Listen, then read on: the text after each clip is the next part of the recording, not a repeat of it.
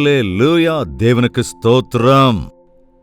மற்றொரு சமயம் நாம் எல்லோரும் சேர்ந்து ஆண்டவருடைய வார்த்தைகள் இங்கே தியானிக்கிறதற்கும் ஆண்டவர் தந்த வாய்ப்புக்காக நாம் அவரை துதிக்கலாம். வாருங்கள், சிறிய ஜெபத்தோடு கூட அவருடைய வார்த்தைகளை தியானிக்கலாம். பரிசுத்தமுள்ள எங்கள் பிதாவே, நாட்கள் கடந்து கொண்டிருக்கையில், வருடங்களும் கடந்து கொண்டே இருக்கையில், வருஷத்தின் கடைசியை நெருங்கிக் கொண்டிருக்கின்ற நாங்கள் சதா காலமும் உங்களோடு இருக்கிறேன் என்ற உம்முடைய வாக்குத்தத்தத்தை நம்பி எங்களை கைவிடாத, எங்களை விட்டு விலகாத தேவனாய் நீர் இருக்கிறீர் என்பதை நினைவுபடுத்திக் கொள்வதற்கும் உம்மோடே கூட நடப்பதற்கும் உம்முடைய ராஜ்யத்தின் வாரிசுகள் ஆவதற்கும் சகாயமருள வேண்டும் என்று கிறிஸ்துவின் நாமத்தில் வேண்டிக் கொள்கிறோம் பிதாவே, ஆமென். தேவனுக்கு ஸ்தோத்திரம். வருஷத்தின் கடைசி நாட்களுக்குள் வந்திருக்கிறோம். சில நாட்களில் கடைசி மாதத்திற்குள் நுழைந்து விடுவோம். என்ன சாதித்திருக்கிறோம், எப்படி வாழ்ந்திருக்கிறோம், எப்படி இருக்கின்றோம், நாம் எப்படி முன்னேறி கொண்டிருக்கின்றோம் என்பது நின்று அதை ஆலோசிக்க வேண்டிய அவசியம் கட்டாயம் இருக்கிறது. வருடங்கள் கடந்து போய்கொண்டே இருக்கையில் ஆண்டவர் ஆசைப்பட்ட ஸ்தானத்தை நாம் அடைந்திருக்கிறோமா என்பதை நாம் நினைவு கூற வேண்டும். கடந்த காலத்தில் லாக்டவுன் மூலமாக எத்தனையோ கஷ்ட நஷ்டங்களை அனுபவித்திருக்கிறோம். ஆனால் தேவ கிருபையின் மறுபடியும் தேவனுடைய ஆலயத்திற்கு செல்கிறதற்கும் அவருடைய வார்த்தைகளை தியானிக்கிறதற்கும் பிள்ளைகள் ஸ்கூலுக்கு செல்வதற்கும் கூட தேவன் மிகுதியாய் கிருபை செய்திருக்கிறார். இந்த உலகத்தின் ஒரு பக்கத்திலே யுத்தத்தினாலே எவ்வளவோ மோசமான சூழ்நிலை உருவாகி கொண்டிருக்கிறது. அநேகர் பயத்தோடே கூட இருக்கிறதையும் நாம் கவனிக்கிறோம். ஆனால் நாம் இயேசு கிறிஸ்துவை அறிந்தவர்களாயிருந்தால் இவைகளுக்கும் எவைகளுக்கும் பயப்பட வேண்டிய அவசியமே இருக்காது. ஆண்டவர் நம்மை கை விட்டு விடுகிறவர் அல்ல. அவர் எப்போ மரிச்சிட்டாரே, திரும்ப எழுந்து போயிட்டாரே, உயிர் தெழுந்த பிறகு வானத்திற்கு ஏறி போய்விட்டார் அல்லவா என்று அந்த சீஷர்களும் கூட அப்படித்தான் தவித்தார்கள். ஐயோ, நாம் 3.5 வருடங்களாக அவரோடு கூட இருந்தோமே, திடீரென்று நம்மை விட்டுவிட்டு போய்விட்டாரே என்று திகிலடைந்திருந்த சமயத்தில் ஆண்டவர் அவர்களோடு சொன்ன வார்த்தையைத்தான் இன்றும் நம்மோடும் சொல்லுகிறார். கவனிங்க, யோவான் எழுதின சுவிசேஷம் 14வது அதிகாரத்தில் 15வது வசனத்திலிருந்து வாசிக்கிறேன். கவனிங்க. நீங்கள் என்னிடத்தில் அன்பாயிருந்தால் என் கற்பனைகளை கைக்கொள்ளுங்கள். நான் பிதாவை வேண்டிக் கொள்ளுவேன், அப்பொழுது என்றென்றைக்கும் உங்களுடனே கூட இருக்கும்படிக்கு சத்திய ஆண்டவராகிய வேறொரு தேற்றரவாளனை அவர் உங்களுக்காக தந்தருளுவார். கவனிங்க, உங்களோடு எப்போதும் என்றென்றைக்கும் இருக்கும்படியாக இயேசு கிறிஸ்து சரீரதாரியாக அன்று வந்தார். அவர் ஒரு இடத்திலே, அதாவது ஒரு இடத்திலே ஒரு முறை மாத்திரம், அதாவது ஒவ்வொருவரிடத்திலும் ஒரு நேரத்தில் தான் இருக்க முடியும். ஏனால் சரீரதாரியாக அவர் இருந்ததினால தொடர்ந்து அவர் செய்ய வேண்டிய சிலுவை யாகத்தை முடித்து மரணத்தை ஜெயித்து உயிருள்ளவராய் எழுந்து அவர் பரலோகத்திற்கு ஏறி சென்ற போது, கவனிங்க, சீஷர்கள் வேதனையோடு கூட துக்கத்தோடு கூட இருந்த சமயத்தில் அவர்களை பார்த்து அவர் என்ன சொல்கிறார்? நான் சென்று சத்திய ஆவியாகிய வேறொரு தேற்றரவாளனை உங்களுக்காக தந்தருளுவேன், அவர் எப்பொழுதும் உங்களோடு இருப்பார். ஹல்லேலூயா. இந்த நாட்களிலே பரிசுத்த ஆவியானவருடைய சந்நிதியை நாம் அனுபவிக்க முடிகிறது. சத்திய ஆவியாகிய வேறொரு தேற்றரவாளனை அவர் உங்களுக்கு தந்தருளுவார். உலகம் அந்த சத்திய ஆவியானவரை காணாமலும் அறியாமலும் இருக்கிறபடியால் அவரை பெற்றுக்கொள்ள மாட்டாது. நீங்கள் அவரை அறிவீர்கள். இயேசு கிறிஸ்துவை இந்த உலகமே பார்த்தது. ஆனால் பரிசுத்த ஆவியானவரை விசுவாசிகள் மாத்திரம்தான் பார்க்க முடியும், அந்த அனுபவத்தையும் பெற்றுக்கொள்ள முடியும். அது கவனிங்க, விசுவாசித்தால் அவர் உங்களுடனே கூட வாசம் பண்ணி உங்களுக்குள்ளே இருப்பதால் ஹல்லேலூயா. நம்முடைய ஆண்டவர் சுவர்களின் மீது இருக்கிறவர் அல்ல, பொம்மைகளுக்குள்ளே இருக்கிறவர் அல்ல, எங்கேயோ ஆகாயத்திலே உட்கார்ந்திருக்கிறார் என்று நினைக்கத்தக்கவர் அல்ல. அவர் உனக்குள்ளே இருப்பதற்கு, உன்னோடே கூட இருப்பதற்கு அவர் பரிசுத்த ஆவியாக நம்மோடே கூட இருக்கிறார் என்ற விஷயத்தை நாம் உணர்ந்து கொள்ள வேண்டும். எனக்கு யாரும் துணை இல்லையே, என்னுடைய நிலைமை என்னவாகும் என்ற கலக்கத்தோடு இருக்கிறீர்களா? தேற்றரவாளனுடைய பேரே தேற்றரவாளன். நம்மை தேற்றுகின்றவர் அவர். நம்மை பலப்படுத்துகிறவர், நம்முடைய தேவைகளை சந்திக்கிறவர், நம்மை அறிக்கை பண்ணுகிறவர் அவர். நமக்கு நன்மை செய்கிறவர், நம் பட்சமாக பேசுகின்றவர், நமக்கு ஜெயத்தை அருளிச் செய்கிறவர் பரிசுத்த ஆவியானவர். பரிசுத்த ஆவியானவர் உன்னோடே கூட இருப்பார், உனக்குள்ளே இருப்பார் என்று ஆண்டவர் சொன்ன வார்த்தைகளை நாம் நம்ப வேண்டும்.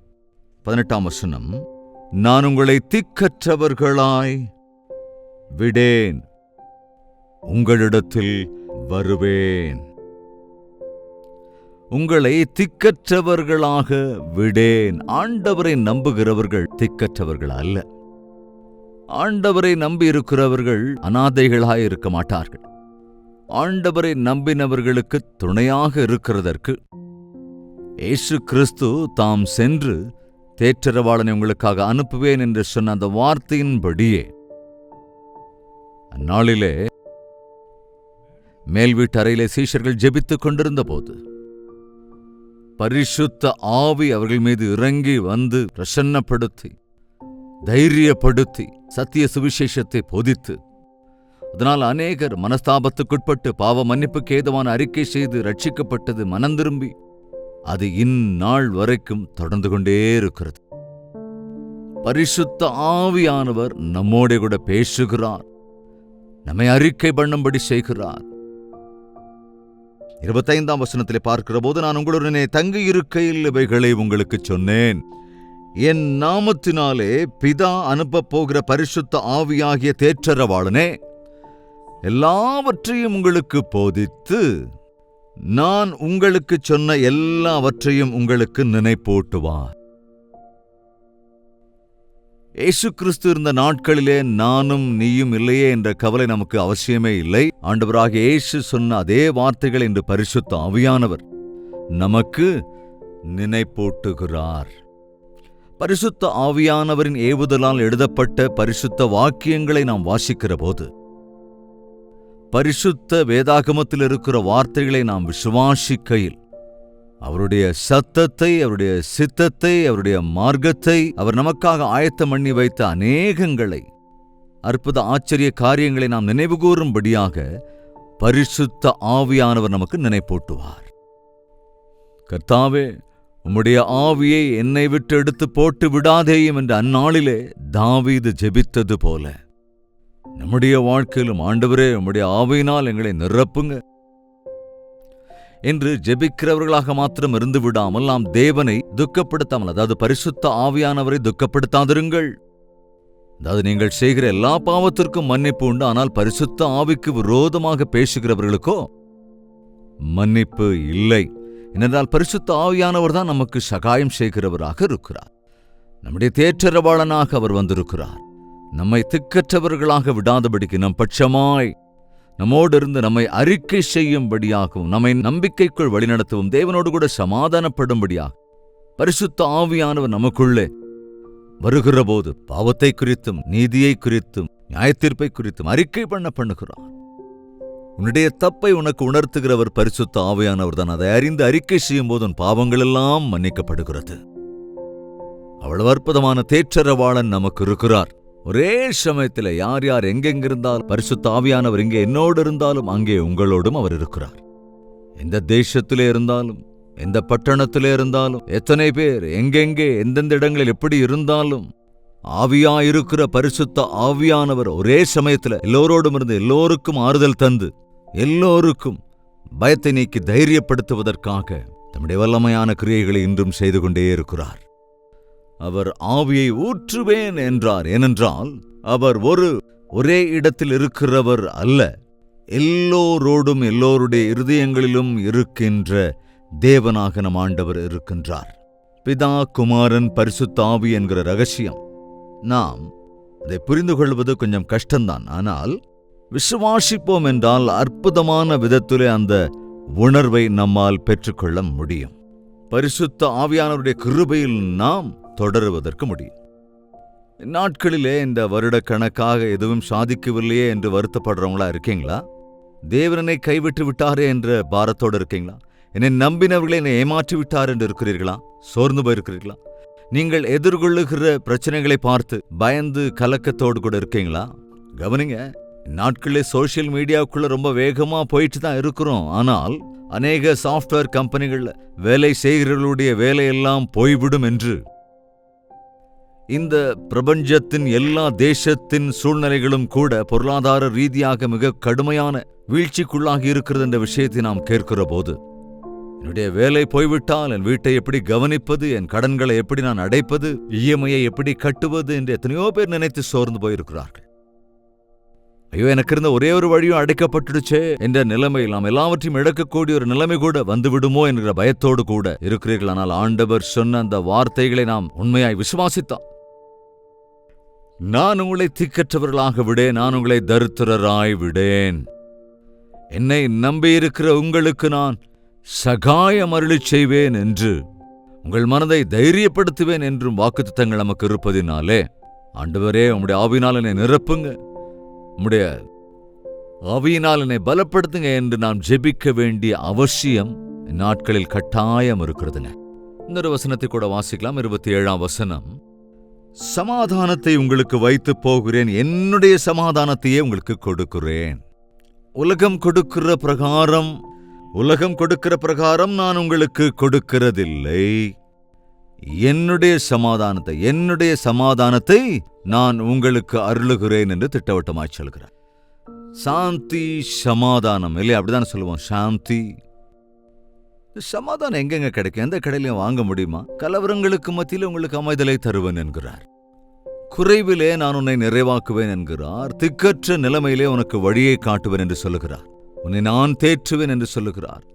நீ நம்புகிற தேவன் எவ்வளவு மகத்துவர் என்பதை நாம் நினைவில் கொள்ள வேண்டும். ஆண்டவராகிய இயேசு என்னை ஒருவேளை கைவிட்டு விட்டாரோ என்கிற யோசனை வராதபடிக்கு பரிசுத்த ஆவியானவர் என் பட்சமாயிருந்து எண்ணுக்கடங்காத பெருமூச்சுக்களோடு விண்ணப்பம் பண்ணுவதற்கு சகாயம் அருளுகிறார். திக்கற்ற நிலையிலே இருக்கிற என்னை தூக்கி எடுத்து தேவனுடைய வார்த்தைகளை எனக்கு நினைவுபடுத்துகிற ஆவியானவர் என்று நீ உணர்ந்து கொண்டால் ஆதரிக்கப்படுவாய். அவர் அருளுகிற சமாதானத்தை பெற்றுக்கொள்வாய். சமாதானத்தை உங்களுக்கு வைத்து போகிறேன், என்னுடைய சமாதானத்தையே உங்களுக்கு வைத்து போகிறேன். உலகம் தரக்கூடிய பிரகாரமாய் அல்ல. உலகத்தில் இருக்கிற சமாதானம் எதுங்க? ஒரு வார்த்தையை கேட்ட உடனே சரியா போச்சுன்னு நினைச்சுக்குவாங்க, நல்லது நடந்துருச்சுன்னு நினைச்சுக்குவாங்க. ஆனால் அதற்குள்ளாகவே அது கெட்டதாக கூட மாறிவிடுகிறது. உலகம் தருகிற சமாதானம் மேலோட்டமான வார்த்தையின் சமாதானம். அதாவது புண்ணு வந்துருச்சுன்னா, உதாரணத்துக்கு ஒரு சேற்று புண் வந்துருச்சுன்னா அதை சொரியும் போது அது ரொம்ப நல்லா இருக்கும், ரொம்ப சுகமா இருக்கும், நிம்மதியா இருக்கும். ஆனா அப்படி சொரியறத நிறுத்திட்டா எரிய ஆரம்பிச்சிடும். மறுபடியும் அதை சொரிஞ்சுக்கிட்டே இருப்பாங்க. சொரிஞ்சா சுகமா இருக்கும், நின்னா பயங்கரமா இருக்கும். ஆனா கொஞ்ச நாள் அப்படியே அதை விட்டுட்டா எல்லாமே செப்டிக் ஆகி போயிடும், இன்னும் ரொம்ப மோசமான நிலைக்கு போயிடும். இந்த உலகம் தருகிற அற்ப கால சிற்றின்பங்கள், உலகம் தருகிற சமாதானம், அந்த குடிபோதை இருக்கிற வரைக்கும் அல்லது ஏதோ வெறிச்சிருக்கிற வரைக்கும், மனிதர்களும் பணமும் இருக்கிற வரைக்கும், அல்லது அந்த மாதிரி ஒரு சூழ்நிலைகளினாலே வருகின்ற தற்காலிகமானதாகத்தான் இருக்குமே தவிர அப்படியல்ல நான் தருகிற சமாதானம். கஷ்டங்கள் கண்ணீரின் மத்தியிலும் குறைவுகளின் மத்தியிலும் என் மீது சார்ந்திருக்கும்படியாக, என்னை தேடும்படியாக நான் உங்களுக்கு துணையாக இருப்பேன். உங்கள் தோள்களை தட்டி உன் உள்ளத்தில் நம்பிக்கை தந்து உன்னை தைரியமாய் நடத்துகிறேன் என்று சொல்கிற ஆண்டவர் நம்மோடு இருக்கிறார். எது எப்படி இருந்தாலும் ஏசப்பா இருந்தா அது போதுங்க என்ற நம்பிக்கை வேண்டும். ஜெபிக்கலாமா? பரிசுத்தமுள்ள எங்கள் பிதாவே, அநேக நேரங்களில் நாங்கள் தனிமையாகி விட்டோமோ என்று சூழ்நிலைகளின் தாக்கம் எங்களை சோர்வுறச் செய்கையில், அநேக வேளைகளிலே இந்த கடைசி நாட்களிலே நடக்கிற காரியங்களை குறித்தெல்லாம் நாங்கள் கேள்விப்படுகிற போது, கவனிக்கிற போது, பயங்கரமாக இருக்கிற அந்த சூழ்நிலைகளிலே எங்கள் சூழ்நிலைமை எப்படி மாறுமோ என்று பயப்படுகிற அந்த நிலைமையில நீர் சொன்னீரே, உங்கள் இருதயம் கலங்காமலும் பயப்படாமலும் இருப்பதாக, என்னுடைய சமாதானத்தை உங்களுக்கு வைத்து போகிறேன் என்று நீர் சொன்னதை நினைவில் கொள்ளுகிறதற்கும், என்னுடைய சமாதானத்தையே உங்களுக்கு வைத்து போகிறேன், உலக பிரகாரமான சமாதானத்தை அல்ல என்பதை உணர்வதற்கும், உங்களை திக்கற்றவர்களாக விடேன், நான் உங்களோட கூட இருப்பேன், பரிசுத்த ஆவியாகிய தேற்றரவாளனை உங்களுக்காக அனுப்பி உங்களோடு உங்களுக்குள் இருப்பதற்கு நான் சகாயம் அருளுவேன் என்று சொன்ன உம்முடைய வார்த்தைகளை விசுவாசிப்பதற்கும், என் ஆண்டவர் என்னோட கூட இருக்கிறார் என்ற தைரியத்தோடு இருப்பதற்கும், இந்த அனுதின தியானத்தில் ஒருமனப்பட்டிருக்கிற ஒருவருக்கும் நீர் சகாயம் அருள வேண்டும் என்றும் கிறிஸ்துவின் நாமத்தில் வேண்டிக் கொள்கிறோம் பிதாவே. ஆமென். நம்முடைய கர்த்தராகிய இயேசு கிறிஸ்துவினுடைய கிருபையும் பிதாவாகிய தேவனுடைய அன்பும் பரிசுத்தாவின் அந்யோன்ய ஐக்கியமும் சந்தோஷமும் சமாதானமும் நம் அனைவரோடும் என்றும் என்றும் சதா காலங்களிலும் தங்கி தரித்திருப்பதாக. ஆமென். தேவனுக்கு ஸ்தோத்திரம். உங்கள் ஜெப தேவைகளை 8939801234 என்ற நம்பருக்கு ஒரு டெக்ஸ்ட் அல்லது வாய்ஸ் மெசேஜ் மூலமாக வாட்ஸ்அப்பில் அனுப்பி தெரிவிங்கள். டாக்டர் ஜெயபால் யூடியூப் சேனலை லைக் செய்து ஷேர் செய்து உங்கள் பெயர் மற்றும் விவரங்களை அதில் பதிவிட மறவாமலும் இருங்கள். தேவன் உங்கள் இருதயத்தில் ஏவினால் காணிக்கை தந்து தாங்குங்கள். அதேபோல ஜெபிக்கவும் நீங்கள் மறவாமல் இருங்கள். தேவனுக்கு இஷ்டமானால் நாளை இதே நேரம் இதே அனுதின தியானத்தில் மீண்டும் சந்திக்கலாம். அதுவரைக்கும் தேவனுடைய மகா கிருபை துணையாயிருப்பதாக.